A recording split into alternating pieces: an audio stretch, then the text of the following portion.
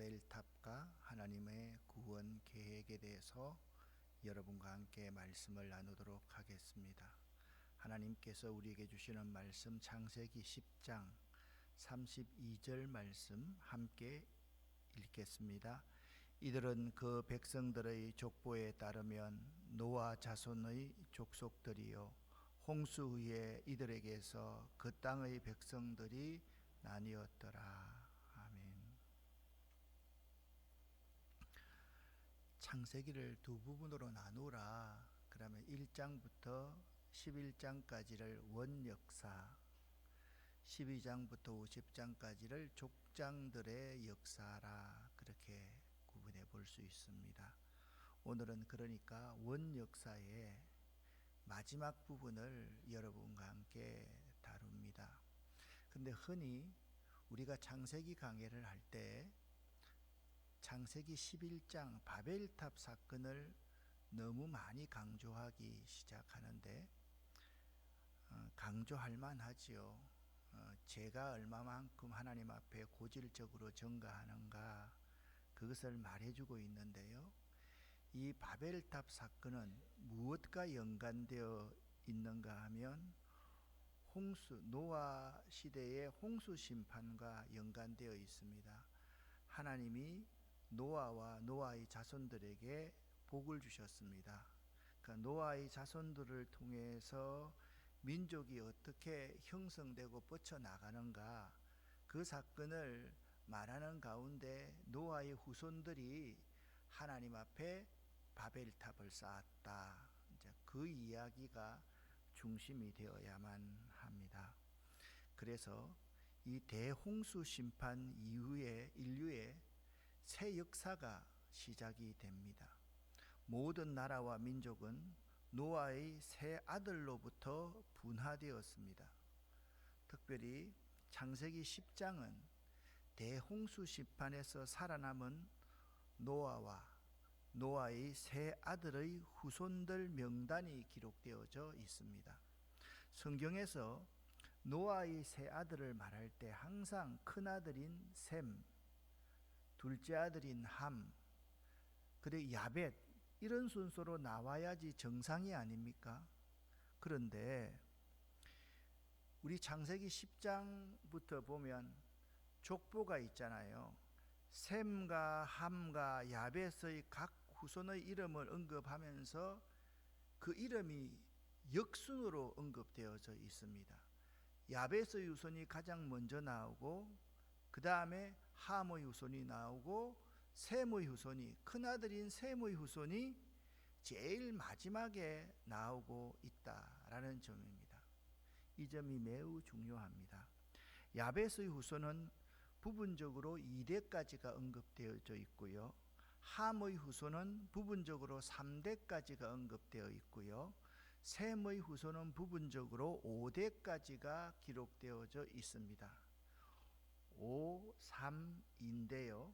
이게 거꾸로 야벳의 후손이 부분적으로 2대 기록되어 있고, 함의 후손이 부분적으로 3대 기록되어 있고, 셈의 후손이 부분적으로 5대까지 기록이 되어 있다라는 것입니다.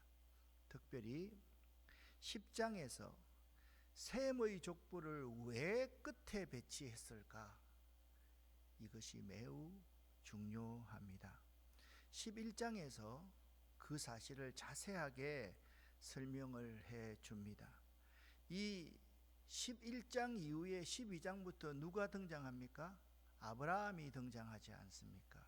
그러니까 아브라함이 누구의 후손이었다? 셈의 후손이었다라는 것을 이어서 말하기 위해서 야벳, 함, 셈 순으로 해서 셈과 아브라함의 족보를 연결시키려는 창세기 기자의 의도가 여기에 내포되어 있다라는 점을 알아야만 합니다. 그래서 아브라함이 포함된 셈의 족보를 소개하기 위한 자연스러운 배치, 그 배치가 셈, 함, 야벳이 아니라 야벳, 함, 셈으로 이어지고 있다라는 점을 알 수가 있습니다. 왜 그랬을까요? 성경은 우리에게 하나님의 구원사, 하나님의 구속사를 잘 설명해 주는 데 있어서 자, 창세기 제일 먼저에 이런 사건이 나오지 않습니까? 아담과 하와의 두 아들이 태어났습니다. 한 사람은 가인이고 한 사람은 아벨이었습니다. 아벨이 하나님이 자기와 그의 재물을 아벨의 제사는 받아주셨는데 가인의 제사를 받아들이지 않자 가인이 낯빛이 변했습니다. 살인의 의도가 있습니다. 동생을 바위돌로서 쳐 죽여버립니다. 그때 하나님께서 이 가인이 아벨을 죽였기 때문에 아벨 대신에 어떤 아들을 주십니까? 셋이라는 아들을 주십니다. 셋을 통해서 하나님의 구원의 역사를 이루어가고 있는 모습을 볼 수가 있습니다. 창세기 기자는 그렇습니다. 어떻게 하면 창세기의 내용 이 자체가 신약 성경과 전혀 다른 배경 같지만은 신약 성경에 나오는 예수 그리스도를 통한 하나님의 구원의 역사, 구속사를 우리에게 잘 설명하기 위해서 이렇게 의도적으로 배치하고 있다라는 점을 알아야만 합니다. 이것은 홍수 이후의 노아의 가계도입니다. 노아의 세 아들은 셈과 함과 야벳이었습니다. 야벳을 먼저 언급하고 그 다음에 함을 언급하고 셈을 언급했다라고 말을 하고 있는데, 특별히 셈에게서 아르박삿이라는 자가 태어나고요, 그 다음에 셀라가 태어나고 에벨, 왜 내가 빨간 글로 에벨이라는 사람을 말을 했을까요? 이 에벨이 나눈다, 분리하다라는 뜻인데요, 이 이름의 뜻이 나중에 이제 자세하게 설명이 나올 겁니다. 그런데 하나님이 이 세상 가운데 구별하고 분리해서 택한 히브리라는 단어가 바로 이 에벨에서 나옵니다. 그러니까 무슨 말씀인가 하면 셈의 후손에서 히브리 민족이 태어났다, 탄생했다. 히브리 민족은 셈의 후손이다. 여기 에벨에서 에벨이 셈의 온 족속, 족보의 중심이다. 그 점을 강조하고 있다라는 점을 알아야만 합니다. 정리해 보면 이렇습니다. 하나님께서는 노아에게 복을 주시며 노아의 후손에게 생육하고 번성하고 땅에 충만하라 하셨습니다. 그의 자손을 통해서 홍수 이후에 그 땅을 하나님께서는 새롭게 하기를 원했습니다. 그러나 여기서부터 문제가 탄생합니다.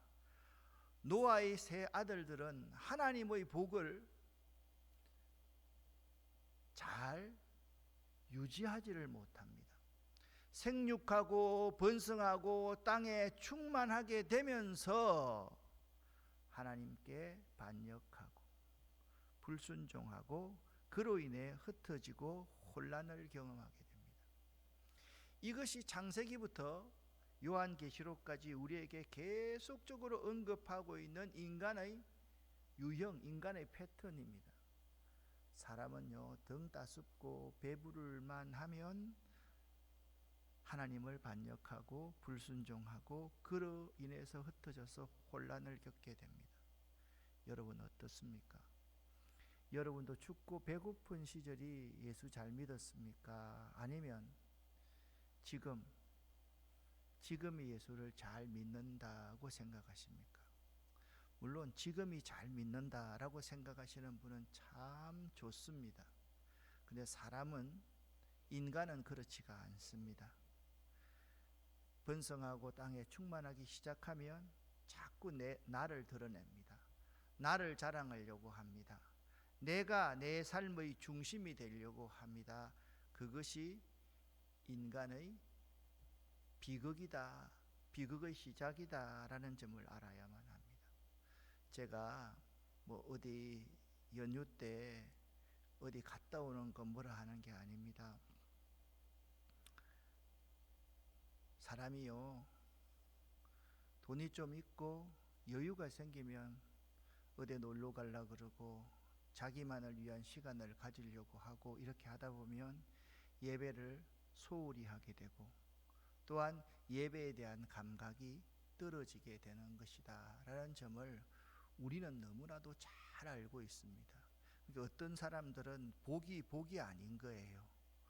복을 더 큰 복으로 만들어서 주님과 복음과 교회와 이웃을 위해서 사용할 줄 알아야 되는데 복을 자꾸 내 자신만을 위해서 사용하고 내가 움켜쥐기를 원하는 사람들이 매우 많다라는 점을 알아야만 합니다.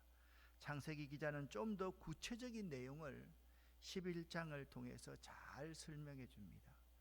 그 복을 나누지 못하고 자기를 위해서만 사용하고 자기를 이름을 드러내려고 했던 사건이 뭐냐? 바벨탑을 쌓는 것입니다. 성과 대를 쌓고 우리의 성의 꼭대기가 하늘에 닿게 하자. 중요한 것은 그들의 반역과 불순종으로 인한 흩어짐과 혼란과 갈라짐도 모두 하나님의 섭리 속에 이루어진다라는 사실입니다.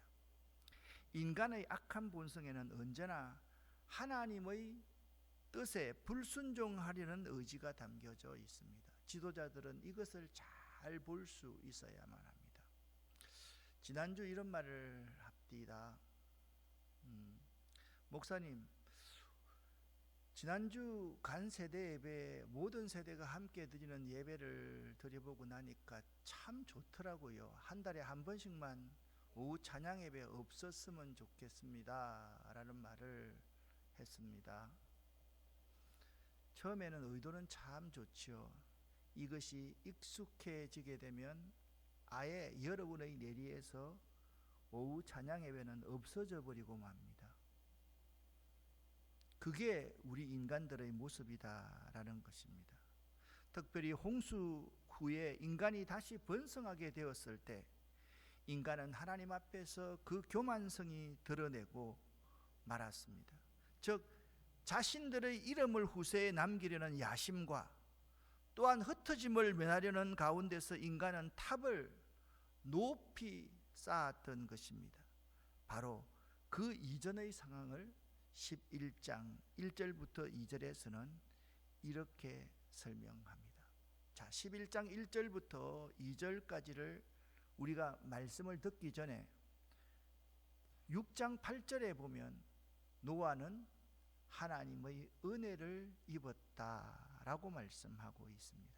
6장 8절에 이렇게 말씀하고 있습니다. 하지만 노아는 여호와의 마음에 들었습니다. 그러나 노아는 여호와께 은혜를 입었더라. 그렇게 말씀하고 있습니다. 여러분, 노아의 후손들이요 이렇게 엄청나게 퍼져나갔습니다. 그런데 노아가 바벨탑을 쌓았던 곳이 어디냐면 시날 평지입니다. 시날 평지를 가만히 한번 생각해 보세요. 여기서부터 갈대아 우르 아브라함이 바로 이 자리에서 본토 친척 아비집을 떠나라 하나님께서 명령했습니다. 보십시오. 똑같은 장소 갈대아 우르에서 아브라함에게 본토 친척 아비집을 떠나라. 그래서 갈대아 우르에서 이 화란까지 약 1600km, 그리고 하란에서 헤브론까지 약 600km. 그러니까 오늘날 우리로 생각하면 상상하기 어려운 그러한 곳이 바로 여기 바로 앞에 나왔던 이 시날 평지에서 바벨탑을 쌓는 것부터 시작되었다라는 점을 알 수가 있는 것이죠. 바로 이곳이 시날입니다. 11장 1절 말씀 2절 말씀을 함께 읽어보겠습니다. 땅 위에 모든 사람들이 한 가지 언어를 쓰고 있었습니다. 사람들이 동쪽으로 옮겨가며 시날 땅에서 평야를 발견하고 그곳에서 살았습니다. 아멘. 이 1절 말씀이 의미하고 있는 것은 인류 초기에는 한 종류의 언어만 존재했다라는 것입니다. 그러니까 서로 통할 수 있었다는 말입니다. 지금 우리나라에서는 하나의 언어를 쓰면서도 그 해석이 너무너무 정파에 따라서 달라서 이쪽은 맞다, 이쪽은 틀렸다, 이런 상태가 언어가 혼잡한 상태라 그렇게 말씀합니다.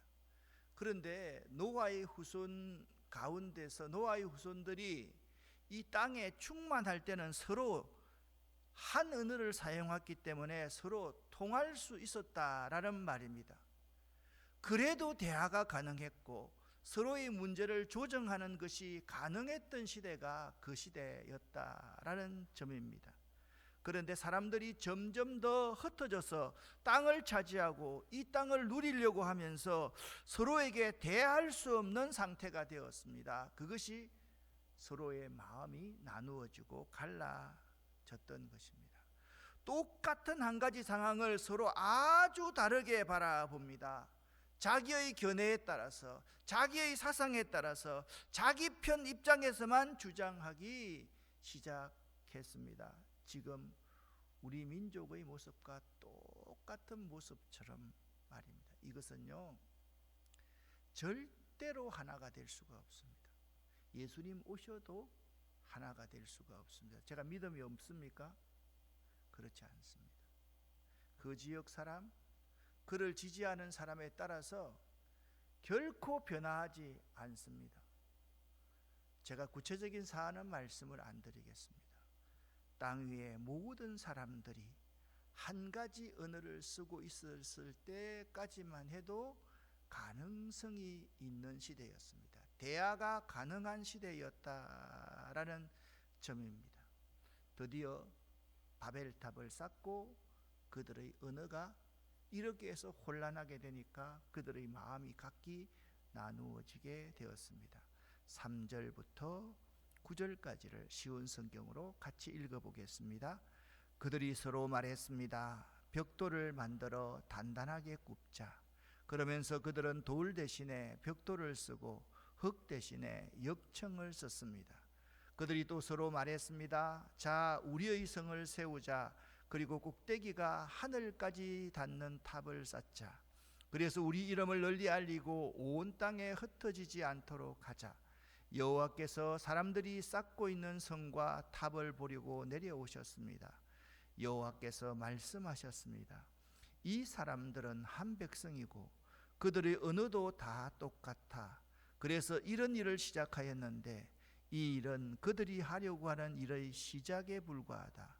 그들은 하려고만 하면 어떤 일이든지 할 수 있을 것이다.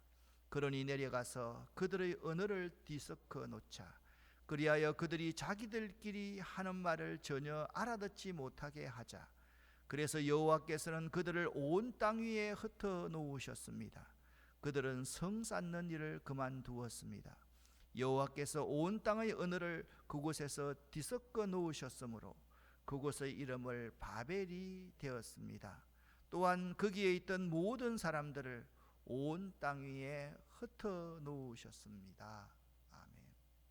여기서 바벨이라는 뜻은 원래 혼란하다, 혼잡하다라는 뜻인데 하나님을 대적하고 자신들을 드러내기 위한 성과 탑을 쌓는 일을 그치게 하기 위해서 하나님께서 인간의 언어를 혼잡케 하셨다는 의미에서 바벨이란 말이 나왔습니다. 그러니까 있잖아요. 하나님께서 그들의 언어를 혼잡케 했다. 왜냐하면 하나가 되면 하나님을 대적하니까 그들의 마음을 흩어버렸다. 그것이 바로 바벨이라는 뜻입니다. 그들은요, 성과 대를 쌓아 꼭대기를 하늘에 닿게 하려 하였는데 성은 도시를 의미하고 대는 탑을 가리킵니다. 성을 견고하게 쌓고요, 높은 탑을 쌓는 것은 인간의 위대성을 하나님 앞에 드러내리는 교만에서 비롯된 것입니다. 자, 인간이 어떻게 될 때 위대합니까? 하나님의 형상대로 지어받았다는 사실을 인정할 때 인간은 위대한 존재입니다. 자신을 지으신 분, 자신을 유지하시는 분이 하나님이십니다 라고 고백할 때 인간의 위대성이 거기에 있습니다. 하나님 필요 없습니다. 내 힘으로 삽니다. 내가 할 수 있습니다. 내가 내 인생의 주인입니다 라고 고백하면 인간은 철저하게 위대하지 않고 인간은 파멸에 이르게 되는 존재인 것입니다. 하나님은요, 교만을 싫어하십니다. 왜냐하면 교만은 하나님의 뜻에 불순종하려는 속성이 교만 속에 있기 때문입니다. 하나님께서 가장 싫어하시는 4가지가 있습니다. 그게 뭔지 아십니까? 그 4가지는 이것입니다. 첫 번째, 죄입니다. 두 번째, 교만입니다. 세 번째, 불순종입니다. 네 번째, 우상숭배입니다. 따라합시다. 죄, 교만, 불순종, 우상숭배. 이건요, 다 다른 단어 같지만 4가지는 똑같은 의미를 가지고 있습니다. 죄인은 교만하게 되어 있고, 교만하면 불순종하게 되어 있고, 불순종하면 하나님보다 더 사랑하는 것이 많이 생기는 것이 사람입니다. 하나님이 가장 싫어하시는 4가지를 골라서만 하는 존재가 누구냐? 사람입니다. 사람입니다. 이상합니다. 우리 자식들을 키우다 보면 미운 몇 살 그러지 않습니까? 그럴 때 보면 어떻게 그놈들이 꼭 미운 짓만 골라서 하려고 하는 것을 볼 수가 있습니다. 그건 그래도 이쁩니다. 근데 사람의 본성이라는 것은 본성 속에 근본 하나님 없이 내 혼자의 힘으로 살려고 하는 마음, 죄가 있고요, 교만이 있고요, 불순종이 있고 우상숭배가 있을 수밖에 없는 존재가 사람이에요. 그 사람에게 하나님과의 아주 건전한 텐션, 긴장이 없으면 누구나가 죄를 사랑하고 교만하고 불순종해서 하나님보다 세상을 더, 자기를 더 사랑하게 되어 있다라는 것입니다. 우리의 마음속에도 하나님을 인정하지 않으려는 교만이 숨어져 있음을 기억하고 그 교만을 제거하도록 노력해야 할 것입니다. 그런데 여러분, 교만을 제거하려면 어떻게 해야 되는지 아십니까? 잠언 3장 6절에 이걸 잘 말씀하고 있습니다. 너는 범사에 그를 인정하라. 그러니까 모든 일에 있어서 하나님을 인정하면 우리가 교만하지 않게 됩니다. 죄 가운데 거하지 않게 됩니다. 순종하게 됩니다. 하나님을 사랑하게 됩니다. 여러분, 범사에 하나님을 인정할 수 있는 여러분 될 수 있기를 예수 이름으로 간절히 축원합니다. 그리하면 하나님이 네 길을 지도하시리라. 그렇게 잠언 3장 20절에 말씀하고 있습니다. 하나님이 나의 길을 인도하시고 하나님의 섭리로 이끌어 가실 수 있도록 하기 위해서 범사의 모든 일에 하나님을 인정할 수 있어야 된다라는 점을 잊지 말아야만 합니다. 인간이요, 바벨탑을 쌓은 이유는 2가지입니다. 첫째는 도시를 건설하고 탑을 쌓아 그들의 위대함과 이름을 드러내려는 교만 때문이었고, 두 번째, 지면의 흩어짐을 면하기 위해서였는데, 자, 지면에 왜 흩어졌습니까? 그들이 하나님을 대적하는 교만함이 있었기 때문에 하나님이 흩으셨는데, 그 하나님의 흩으심에 대해서도 불순종하는 거예요.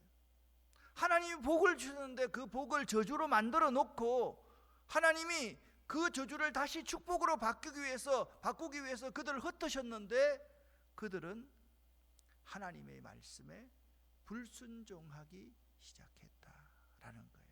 그래서 바벨탑을 쌓은 이유는 첫 번째, 교만이고, 두 번째 하나님의 말씀에 대한 불순종으로 말미암아 바벨탑을 쌓기 시작했다라는 것을 알아야 됩니다. 그러므로 우리는 하나님께서 가장 싫어하시는 이 네 가지에 유념해야만 됩니다. 죄가 무엇입니까? 하나님 없이 나 혼자의 힘으로 이 세상을 살아가려고 하는 것이 죄입니다. 우리가 하나님의 인정을 받는 삶을 살려고 하면 하나님과의 관계를 회복할 수 있어야 됩니다. 하나님과의 관계를 회복해야 됩니다. 하나님과의 날마다 교제하고 하나님을 범사에 인정해야만 됩니다. 우리가 교만하지 않게 되려면 똑같습니다. 범사에 하나님을 인정해야만 됩니다. 불순종하지 않으려면 범사에 하나님을 인정한다는 것이 세 가지 말씀드렸지 않습니까? 하나님이 나의 창조주이시고, 하나님이 나의 구원자이시고, 하나님이 내 인생의 주인이십니다. 그것을 고백하게 되면 순종하는 삶을 살 수밖에 없습니다. 우리는 마음과 몸과 생명을 다해서 하나님만을 사랑해야 됩니다. 그렇게 될 때 우상 숭배를 하지 않는다라는 점을 알아야 됩니다. 여러분, 오늘 이 저녁에 이 네 가지 꼭 기억합시다. 하나님이 가장 싫어하시는 네 가지: 죄, 교만, 불순종, 우상 숭배. 그래서 내가 내 자신을 볼 때, 다른 사람 볼 때 하지 말고요, 나는 하나님 없이 나 혼자의 힘으로 살아가려고 하지 않는가? 나는 교만하지 않는가? 나는 겸손한가? 나는 정말 하나님의 종으로, 요즘에 이제 새벽에 로마서를 하는데, 오늘 새벽에 로마서를 강의하면서 참 제가 은혜되었던 것은 자기가 종이라는 거예요. 종. 야, 자기가 노예라는 거예요. 예수 그리스도의 종인 나 사도 바울은 그랬습니다. 이 네 가지 여러분 꼭 기억할 수 있어야 됩니다. 자, 여기까지가 이제 바벨탑 이야기가 끝났습니다. 바벨탑 이야기는 노아의 후손의 족보와 긴밀하게 연관이 되어 있습니다. 11장 10절부터 26절까지는요,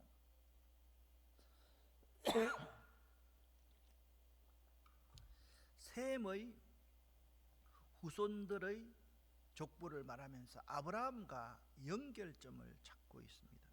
제가 많은 시간을 들여서 이렇게 이걸 만들어 드리는 것은 여러분들이 캡처해서 잘 사용하라는 것이지, 아마 이게 뭐 다른 어떤 목사님들이나 그런 분들이 이 가계도를 보면서, 원래 이 가계도는 글자가 작은 걸로 되어 있거든요. 하나하나 제가 다 만들었습니다. 셈에서부터 쭉 시작해서 에벨이라는 이름을 기억해라 그랬죠. 여기서 히브리 민족의 조상이 이제 납니다. 그 다음에 아브라함의 아버지인 9번째 나온 데라, 그리고 아브라함 이야기가 이 셈의 가계도에서 나온다. 이와 같은 성경의 기록은요, 셈의 후손을 전부 기록한 것이 아닙니다. 말씀드렸듯이 이 기록은 구속사적 의미에 있어서 메시아와 관계되는 혈통만을 기록한 것이다 라는 점을 알아야만 합니다.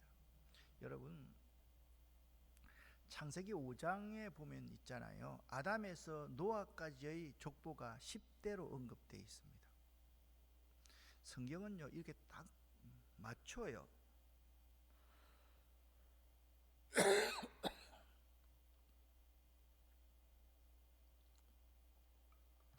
그런데 역시 노아의 후손 셈에서 아브라함까지의 족보도 딱 10대로 언급되어 있다라는 점을 여러분 알아야만 됩니다.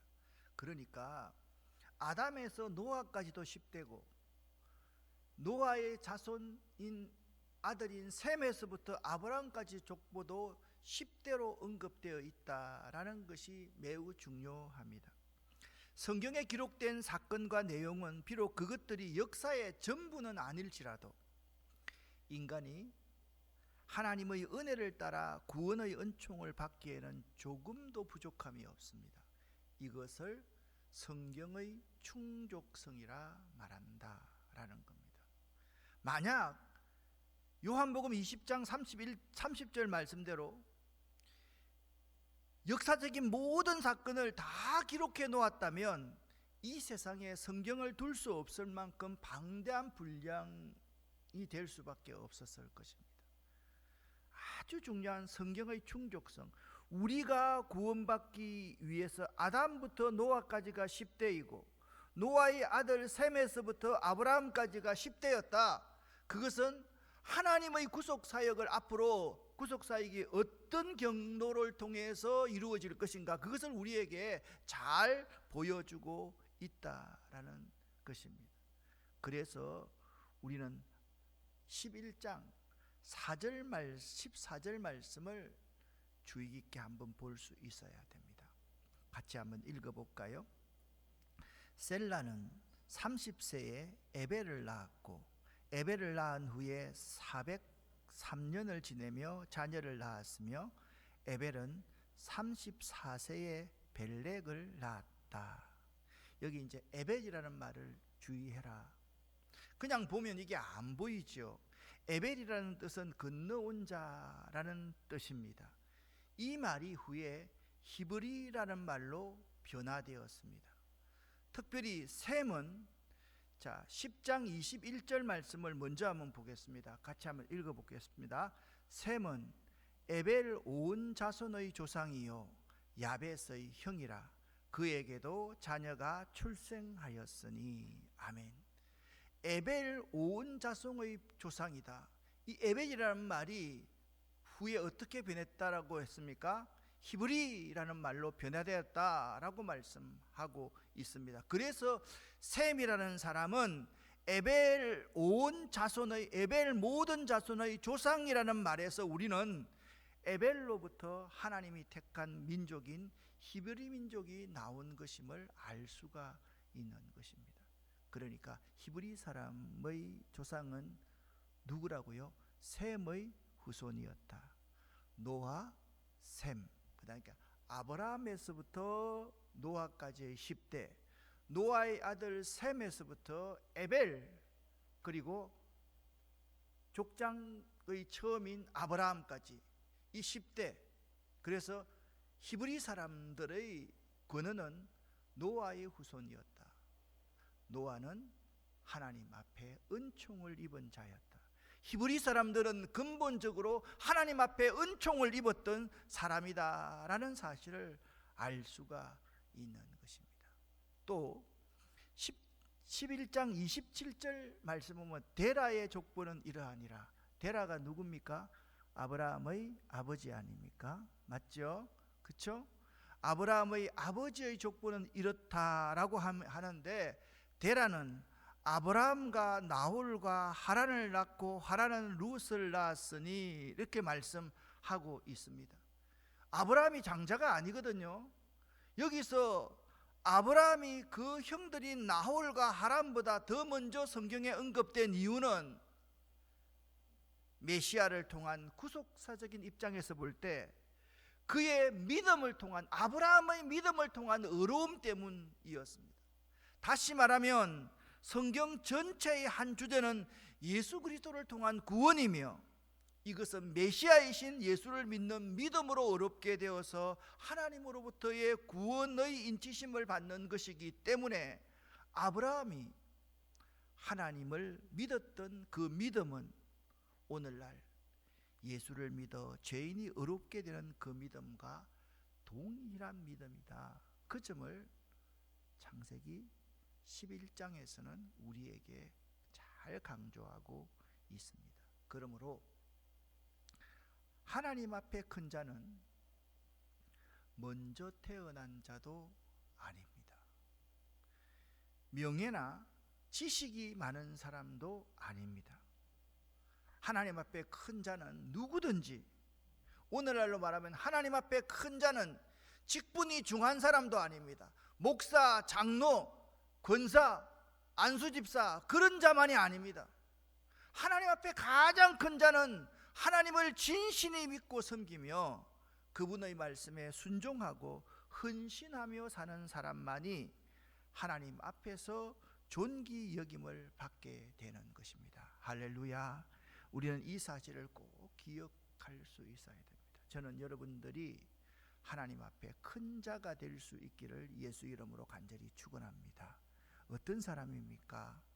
하나님을 진실히 믿고 섬기며 그분의 말씀이라면 절대적으로 순종하고 그분께 자신의 모든 것을 드리고 사는 사람만이 정말 하나님 앞에 큰 자라는 거예요.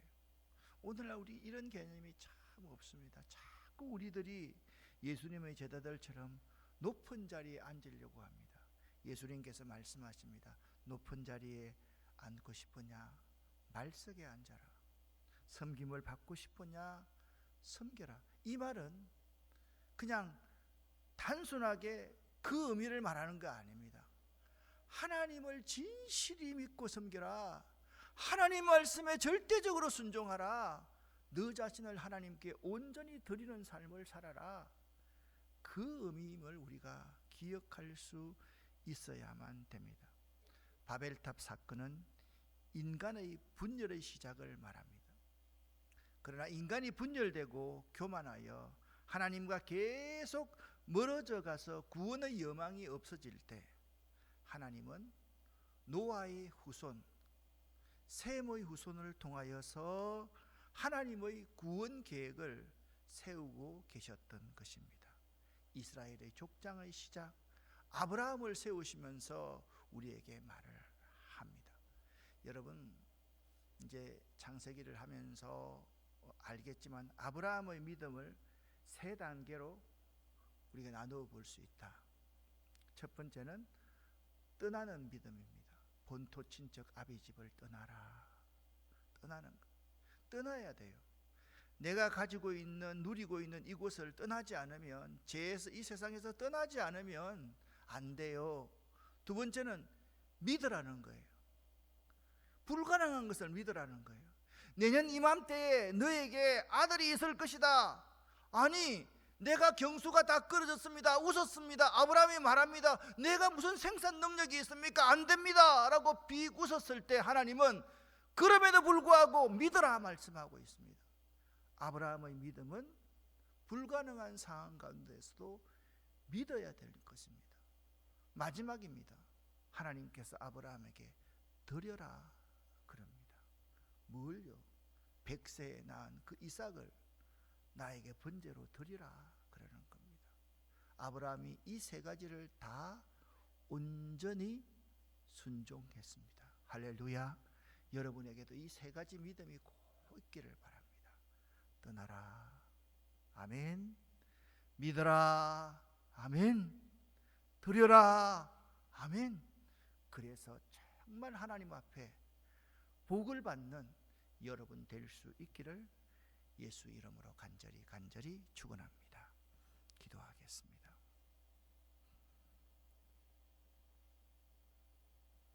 사랑하는 성도 여러분, 오늘 우리가 분열되고 우리가 교만하고 우리가 혼란이 있고 우리가 죽음 가운데 갈 때 그래도 하나님께서는 우리를 위한 하나님의 구원 계획을 갖고 계신다. 이 사실을 꼭 믿으시고 여러분, 우리의 마음을 온전히 하나님께 드리며 하나님을 진실히 섬기고 하나님 말씀 순종하는 삶을 살겠다고 그렇게 결단할 수 있기를 바랍니다. 주여 믿습니다. 3번 부르짖고 기도하고 돌아가겠습니다. 주여 믿습니다. 주여 믿습니다. 주여 믿습니다.